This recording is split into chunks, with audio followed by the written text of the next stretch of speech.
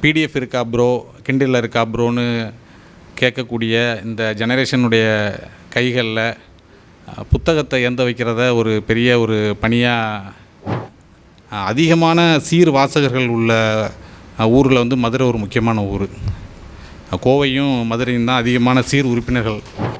மறைந்த தலைவர் நல்லகண்ணு அவர்களும் பேராசிரியர் முத்துமோகனுடைய தந்தையார் நடராஜன் அவர்களும் நெருங்கிய நண்பர்கள். எந்த வகையில் நெருங்கிய நண்பர்கள் என்று சொன்னால், அந்த வட்டாரத்தில் இருக்கக்கூடிய விவசாயிகளுக்காக போராடிய போராளிகள். ஆனால் பேராசிரியர் முத்துமோகன் எதை எடுத்துக்கொண்டாலும் ஆழமாக வாசிக்கக்கூடியவர், ஆழமாக சிந்திக்கக்கூடியவர், ஆழமாக எழுதக்கூடியவர்.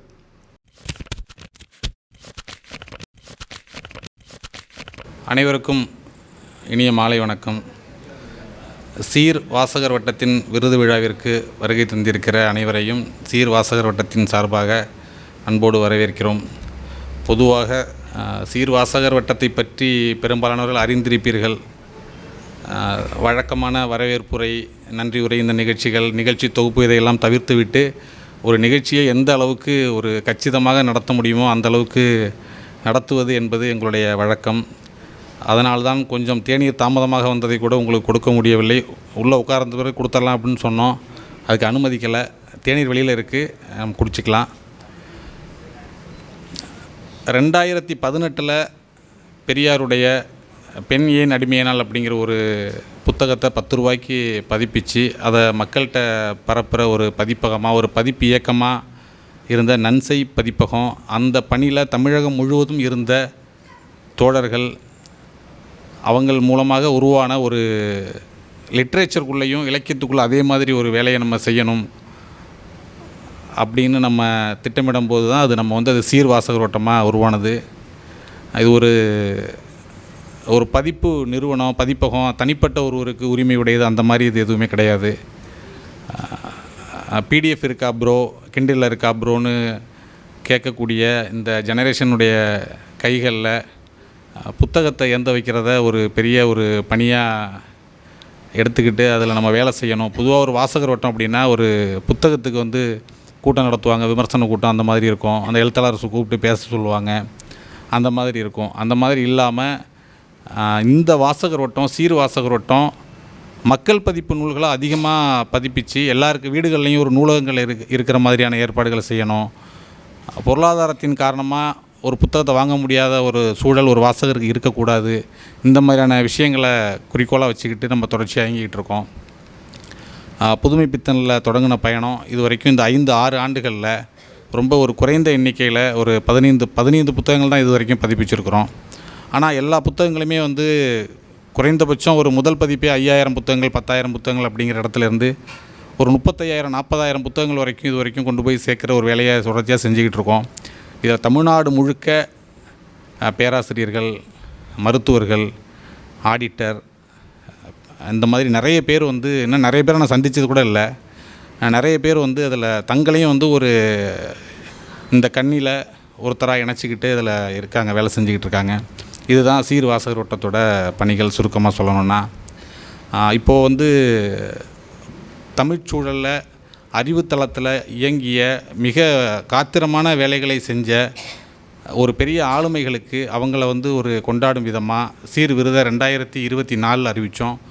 முதல் விருதை தோழர் புதிய விற்பனுக்கு அந்த ஆண்டு முதல் ஆண்டு அறிவிச்சிருந்தோம். கடந்த ஆண்டு தோழர் குளத்தூர் மணிக்கு குடியரசு நூற்றாண்டை முன்னிட்டு அவருடைய குடியரசு பதிப்பு பணிகளுக்காக அந்த விருது வழங்கினோம். இந்த ஆண்டு பேராசிரியர்னா முத்துமோகன் அவர்களுக்கு இந்த சீர் விருது நம்ம அறிவிச்சிருக்கிறோம். இந்த விருதாளர் இருக்கக்கூடிய ஊர் எந்த ஊரோ அந்த ஊரில் தான் நம்ம நிகழ்ச்சியை நடத்தணும் அப்படிங்கிறதுல அந்த கோவையிலையும் ஈரோட்லையும் இப்போ வந்து நம்ம இந்த மதுரையிலையும் இந்த நிகழ்ச்சியை நடத்தியிருக்கோம். தனிப்பட்ட முறையில் அதிகமான சீர் வாசகர்கள் உள்ள ஊரில் வந்து மதுரை ஒரு முக்கியமான ஊர். கோவையும் மதுரையும் தான் அதிகமான சீர் உறுப்பினர்கள். இன்னும் சொல்லப்போனால் இன்றைக்கி தான் சில நம்ம உறுப்பினர்களை நான் பார்த்தேன். அந்த மாதிரி நிறைய பேர் வந்து நேரில் நாங்கள் பார்த்துக்கிட்டது கூட இல்லை. ஆனால் அந்த முன்னெடுப்பு, அது சார்ந்த விஷயங்களுக்கு முக்கியத்துவம் கொடுத்து இந்த பணியில் தங்களை இணைச்சிக்கிட்டு இருக்காங்க. அதில் வந்து அது வாசகர்கள் சேர்ந்த ஒரு இயக்கமாக இருக்குது. அதுக்கு வந்து எல்லாருக்குமே நன்றி சொல்லிக்கிறேன். இந்த நிகழ்ச்சிக்கு தலைமையேற்று நடத்த வருகை தந்திருக்கிற பேராசிரியர் ஆர் சீனிவாசன், மேனாள் தமிழ் பேராசிரியர், மதுரை பல்கலைக்கழகம் அவர்களை தலைமை உரையாற்ற அழைக்கிறேன்.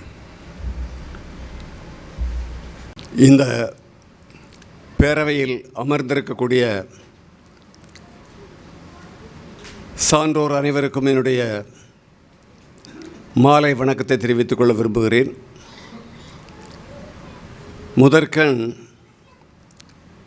சீர் வாசகர் வட்ட உறுப்பினர்களுக்கு என்னுடைய பாராட்டுக்களை தெரிவித்துக் கொள்ள விரும்புகிறேன். இரண்டாவது, அதை சீரும் சிறப்புமாக நடத்தி கொண்டிருக்கக்கூடிய தம்பி அவர்களுக்கு என்னுடைய மனப்பூர்வமான பாராட்டுகள். பேராசிரியர் முத்துமோகன்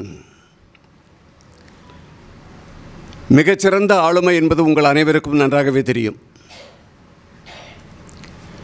1987 என்று நான் நினைக்கிறேன், 87ஆக இருக்கலாம் அல்லது 1988ஆக இருக்கலாம், மதுரை காமராசர் பல்கலைக்கழகத்திற்கு அவர் பணியாற்ற வந்த காலகட்டத்தில் இருந்து அவரை நான் நன்கு அறிவேன். பேராசிரியர்கள் பலர்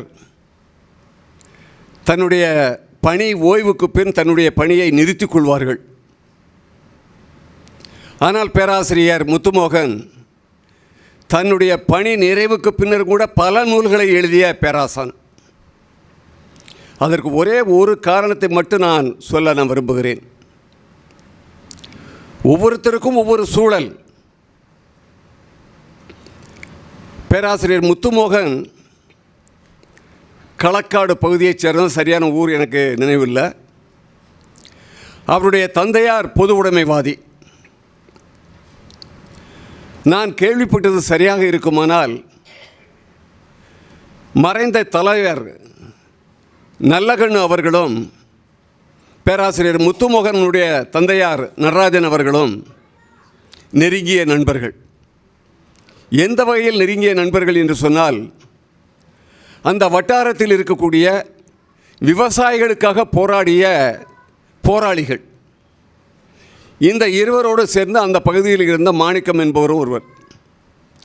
இந்த 3 பேரும் அந்த ஏரியாவில் மிகப்பெரிய போராட்டங்களை நடத்தியவர்கள், விவசாயிகளுக்காக நடத்தியவர்கள். பேராசிரியர் முத்துமோகன் தன்னுடைய இளமையில் இருந்தே தன்னுடைய தந்தையாரை பற்றியும் தோழர் நல்லகண்ணுவை பற்றியும் தோழர் மாணிக்கத்தை பற்றியும் நன்றாக அறிந்தவர். ஆக அவருடைய குடும்பம் என்பது தனி மனித வாழ்க்கையாக இல்லாமல் பொது வாழ்க்கையிலேயே தொடர்ந்து வந்து கொண்டிருந்த காரணத்தினால் அவருடைய சிந்தனையும் பொது சிந்தனையாகவே இருந்திருக்கிறது. அதுதான் உண்மை. அதனுடைய அடிப்படையில் தான் அவர் மாஸ்கோவுக்கு போனார். ரஷ்யாவுக்கு போய் படிக்கிறதுக்கு போனதுக்கு காரணம் அது அதுதான். எல்லாரும் வெளிநாட்டுக்கு போய் படித்துட்டு வந்தாலும் கூட, ஆனால் அந்த சிந்தனையை, அந்த விரிவு, அந்த வாசிப்பினுடைய தன்மையை, வாசிப்பினுடைய பரப்பை, வாசிப்பினுடைய திறனாய்வை, விமர்சனத்தை மிக ஆழமாக கொண்டிருக்க மாட்டார்கள். ஆனால் பேராசிரியர் முத்துமோகன் எதை எடுத்துக்கொண்டாலும் ஆழமாக வாசிக்கக்கூடியவர், ஆழமாக சிந்திக்கக்கூடியவர், ஆழமாக எழுதக்கூடியவர். அவருடைய புத்தக பட்டியலை நீங்கள் அங்கே பார்க்கலாம், எவ்வளவு எழுதியிருக்கிறாருங்கிறது. கடைசியாக NCBH மூலமாக வந்திருக்கக்கூடிய மார்க்ஸ் ஏங்கல்ஸுடைய தேர்வு நூல்களை பற்றியது பெரிய வரிசையே இருக்குது, அங்கே இருக்குது. அதை மட்டுமில்ல, நிறைய நூல்கள். பொதுவாக இந்த அடிப்படையில் நான் ஒரே ஒரு செய்தியை சொல்ல விரும்புகிறேன். கல்வித்துறையில் பேராசிரியர் தேப்போ மீனாட்சி சுந்தரனார் என்று சொன்னால் அவருக்கு ஒரு வாரிசு இருப்பார்கள். பேராசிரியர் மு வரதராசனார் என்று சொன்னால் அவருக்கு ஒரு வாரிசுகள் இருப்பாங்க. பேராசிரியர் வாசுபா மாணிக்கனார்னு சொன்னால் அது ஒரு வாரிசார். 3மே டிஃப்ரெண்ட்டாக இருக்கும். பேராசிரியர் தேப்போமினுடைய மாணவர்கள் இந்த வரிசையில் சொல்லிடலாம். பேராசிரியர் மூவன்னா இந்த வரிசை தான். பேராசிரியர் வாசுபா மாணிக்கனார்னா இந்த வரிசை தான். நான் பேராசிரியர் வாசுபா மாணிக்கனாருடைய வாரிசு. எதுக்கு சொல்ல வருகிறேன் என்று சொன்னால், நான் தொல்காப்பியம் சங்க இலக்கியத்தை விட்டு தொல்காப்பியம் சங்க இலக்கியம் போனால் போகுதுன்னு காப்பியத்தில் இருப்பேன். மாடர்ன் லிட்ரேச்சர் பக்கத்தில் நான் வரமாட்டேன். ஏன் நான் வரமாட்டேன்னா என்னுடைய சூழல் அப்படிப்பட்ட சூழல். ஆனால் பேராசிரியர் முத்துமோகனுடைய சூழல் வேறு. அந்த சூழலிலிருந்து அவருடைய பின்புலத்திலிருந்து வளர்ந்து வந்த காரணத்தினால்தான் அவருடைய சிந்தனை தான். நான் தெளிவாக சொல்வேன், என்னை பொறுத்தளவுனா சீனிவாசனா அவர் தொல்காப்பிய சங்க இலக்கியம் அதிலிருந்து வெளியே வரமாட்டார். ஆனால் பேராசிரியர் முத்துமோகனா தத்துவம் மட்டுமே இல்லாமல் தத்துவம் கடந்து பல இலக்கியங்களுக்கு வரக்கூடியவர். நாட்டுப்புற இலக்கியத்தை பற்றி பேசுவார், இக்கால இலக்கியத்தை பற்றி பேசுவார், நாவலை பற்றி பேசுவார், சிறுகதையை பற்றி பேசுவார், தத்துவங்களை பற்றி நிறைய பேசுவார். அவருடைய வாசிப்பும் அவருடைய சிந்தனையும் பிற பேராசிரியர்களிருந்து ரொம்ப வித்தியாசமாக இருந்ததற்கு காரணம் அதுதான் காரணம். இரண்டாவது ஒரு மிக முக்கியமான காரணம் அவருடைய பாளையங்கோட்டை வாசகம். பாளையங்கோட்டை உங்களுக்கு எல்லாருக்குமே நல்லா தெரியும், பேராசிரியர் வானமாமலை. நாம் இன்றைக்கு பேராசிரியர் வானமாமலை என்று சொல்லக்கூடிய ஒரு ஹைஸ்கூல் டீச்சர் தான். அதற்கு பிறகு உங்களுக்கு தெரியும், வானமாமலை டுட்டோரியல் காலேஜ்னு VTCன்னு வந்து பாளையங்கோட்டையில் ஒன்று வச்சுருந்தார். ஆனால் அவர் ஆசிரியராக அல்லது கல்லூரியினுடைய முதல்வராக இருந்ததை விட தமிழில் ஆழமாக சிந்தனையும் ஆழமான ஒரு வாசிப்பும் உடையவராக இருந்த காரணத்தினால் வானமாமலை ஸ்கூல் ஆஃப் தாட்னே ஒன்று வந்துச்சு. வானமாமலை அந்த அளவுக்கு ஒரு தீர்க்கமான சிந்தனையும் ஒரு வாரிசை உருவாக்கக்கூடிய அளவில் இருந்தார். கர்நாடகத்தில் ஒரு பல்கலைக்கழகத்தில் பேராசிரியராகவும் இருந்தார். கடைசி காலத்தில் ஃபோக்லோருக்கு ஒரு பேராசிரியராக கூட இருந்தார். பேராசிரியர் வானமாமலையும் முத்துமோகனும் நெருங்கிய உறவு. எந்த அடிப்படையில்னா இலக்கியத்தை பொறுத்த அளவில், இலக்கியத்தை வாசிப்பதும் இலக்கியத்தை படிப்பதும் இலக்கியத்தை திறனாய்வு செய்வதும் அந்த அளவுக்கு அவற்றை ஒரு நெருங்கிய ஈடுபாடு இருந்துச்சு. அதான் வானமாமலையுடைய இன்ஃப்ளூயன்ஸ் இருந்துச்சு. உங்கள் அனைவருக்கும் தெரியும் பேராசிரியர் சிவசுப்பிரமணியன். சிவசுப்பிரமணியன் வஉசி கல்லூரியுடைய பேராசிரியர் இருந்தவர். பேராசிரியர் முத்துமோகன், இன்றைக்கு பேராசிரியர் முத்துமோகன் ஓய்வு பெற்ற பிறகு கூட என்னுடைய ஆசிரியர் என்று சொல்லக்கூடிய ஒரு பெருமை படைத்தவர் ஆவர்னா சிவசுப்பிரமணியன்.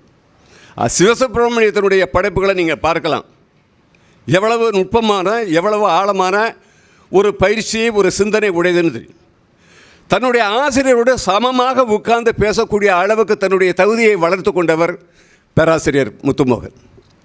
இன்றைக்கும் சொல்லுவோம், நாங்கள் எல்லாம் அவரோட இருந்தாலும் கூட அவருடைய ஆழமான புலமையும் ஆழமான திறமையும் சிந்தனையும் அவரை ஒட்டி இருந்த எங்களுக்கு இருக்குன்னு நான் உறுதியாக சொல்ல மாட்டேன். எனக்கு இருக்குன்னு நான் உறுதியாக சொல்ல மாட்டேன். மற்றவங்களை சொல்கிறத விட நான் என்னையை சொல்கிறது தான் சரியாக இருக்கும்னு நான் நினைக்கிறேன். அந்த அளவுக்கு ஒரு ஆழமான சிந்தனை உடைய பேராசிரியருக்கு இன்றைக்கி சீர் வாசகர் வட்டம், அவர் பணியாற்றிய மதுரை காமராசர் பல்கலைக்கழகத்தில் இருக்கக்கூடிய மதுரையில் வந்து பாராட்டு விழா நடத்துகிறீர்கள் என்று நினைத்து பார்க்கின்ற பொழுது உண்மையிலே சீர் வாசகர் வட்டத்தை நான் பெருமையாக நான் கருதுகிறேன். இன்றைக்கு அவர் கொஞ்சம் எனக்கு மனசுக்கும் வருத்தமாக இருக்குது. இந்த கூட்டத்தை பார்த்து, இந்த கூட்டத்தை ரசித்து உங்களை எல்லாம் மனமாற பாராட்ட வேண்டிய அவர் இன்றைக்கி அப்படி இல்லை. அதான் எனக்கு ஒரு வருத்தம். ஆனால் கடந்த காலத்தை விட இன்றைக்கி ரொம்ப மகிழ்ச்சியாக இருக்கிறேன். அவரும் மகிழ்ச்சியாக இருக்கிறார், நானும் மகிழ்ச்சியாக இருக்கிறோம்.